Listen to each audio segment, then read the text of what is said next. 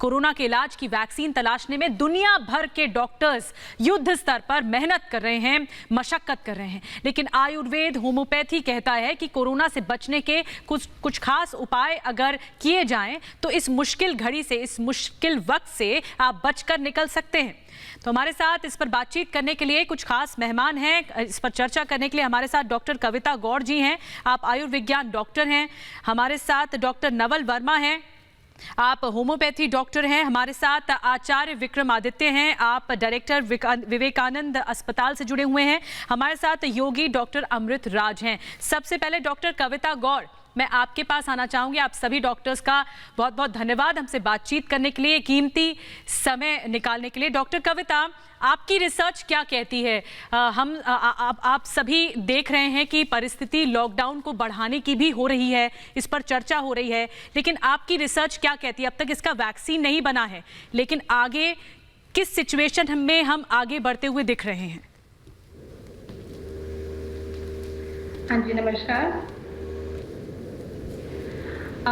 मैं सबसे पहले तो मैं बताना चाहूँगी दर्शकों को कि हमें अपने एहतियात कैसे बरतने चाहिए।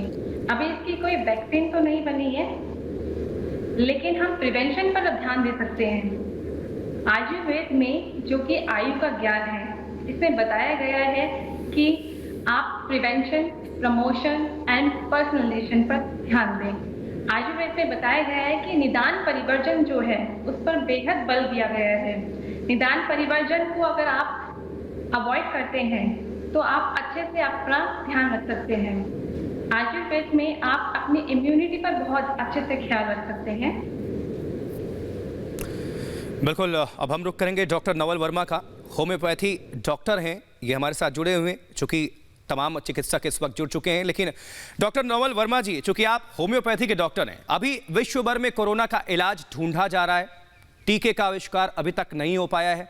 ऐसे में होम्योपैथ के जरिए आप लोगों को क्या संदेश देंगे? क्योंकि एकमात्र उपाय बस सावधानी ही है, इसके अलावा लोगों को क्या ध्यान रखना चाहिए? आपका संदेश क्या है सभी के लिए? एक तो आप लोगों का बहुत बहुत शुक्रिया, आपने इतना इम्पोर्टेंट टॉपिक उठाया कि अभी तक जैसे आपको पता है कि कोई वैक्सीन या कोई ट्रीटमेंट, सॉलिड ट्रीटमेंट इसका नहीं निकला। इसमें आयुर्वेद, होम्योपैथिक या हमारी जो हज़ारों साल पुरानी पद्धतियाँ उसमें उनका बड़ा इम्पोर्टेंट रोल हो गया है। सबसे पहले मैं सबको हाथ जोड़ के विनती करूँगा, सोशल डिस्टेंसिंग का ध्यान रखें और अपने घरों से बिल्कुल ना निकलें। होम्योपैथी में आपने, और दूसरी चीज़ डॉक्टर्स के लिए अपना पर्सनल प्रोटेक्टिव PPE जिसे कहते हैं, पूरी अपनी पर्सनल प्रोटेक्शन से आप ट्रीटमेंट्स करें जो भी इस ट्रीटमेंट में इन्वॉल्व हैं, क्योंकि डॉक्टर्स ही एक फोर्स है जो इस समय हमारी पॉपुलेशन को बचा सकती है। होम्योपैथी का एक बड़ा इंपॉर्टेंट रोल आया है। जैसे आपने अभी आयुष मंत्रालय, मैं आयुष मंत्री श्री श्रीपद नायक जी का एडवाइज़र भी हूँ होम्योपैथी का जी। हमारे मंत्रालय ने इसके बारे में एडवाइजरी जारी करके आर्सेनिक एल्बम 30 नाम की एक दवाई के बारे में बताया था।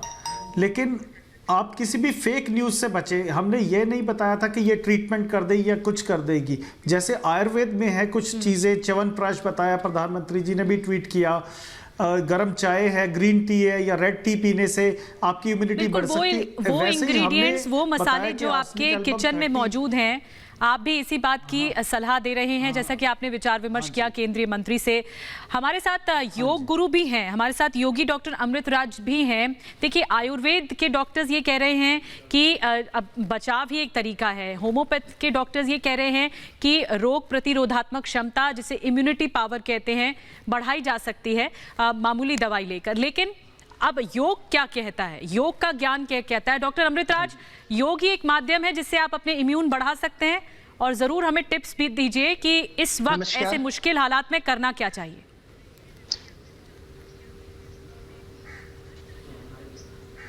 हाँ जी, बिल्कुल।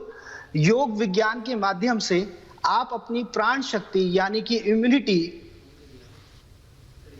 जी बोलिए सर, सुन रहे हैं आपको, बोलिए। रोग प्रतिरोधक क्षमता को बढ़ा सकते हैं। इसके लिए नियमित आप आसन करें, प्राणायाम करें और ध्यान करें। बिल्कुल, अब हम रुक कर लेते हैं और साथ ही साथ आचार्य आप अपनी विक्रमादित्य इम्यूनिटी जी भी हमारे बढ़ाने साथ के जुड़े लिए हैं। आपके पास फिर से हम अमृत राज जी आएंगे और फिर टिप्स भी लेंगे कि कौन कौन से वो योग हैं जिनको हमें करना चाहिए, जिससे हमें फायदा होगा, हमारा इम्यून सिस्टम मजबूत होगा। आचार्य विक्रमादित्य जी डायरेक्टर हैं विवेकानंद अस्पताल के, साथ ही आचार्य भी हैं, टीवी पर अक्सर आते रहते हैं। आचार्य जी, इस घड़ी में लोगों को कौन कौन से कदम उठाना चाहिए? सबसे पहले तो सभी को पता है कि लॉकडाउन है, पालन करिए, घर में रहिए। तो घर में रहकर हम कौन सा वो आसन अपनाएं या फिर कौन सी, क्योंकि अभी तक टीका नहीं हुआ, वैक्सीन आया नहीं, दुनिया इसकी दवा तलाश रही है, काट मिला नहीं, तो आप किस तरह से घर में हैं और क्या टिप्स देंगे अपनी तरफ से? देखिए, सबसे पहला टिप यही है कि सावधानी और सोशल डिस्टेंसिंग जो है उसको सबसे पहले अपनाने का प्रयास करें, और जो सरकारें कह रही हैं उसको पूरी तरह से फॉलो करने का प्रयास करें।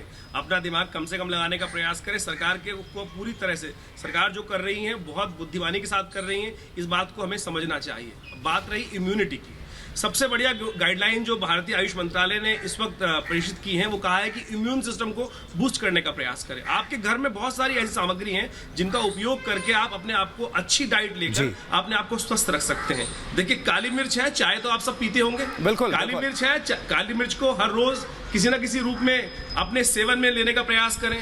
अदरक आपके पास बहुत अच्छे से हर सब्जी में अदरक पड़ती है, और उसका अदरक का उपयोग बहुत बढ़िया रूप से चाय के रूप में, किसी रूप में भी लेने का प्रयास करें।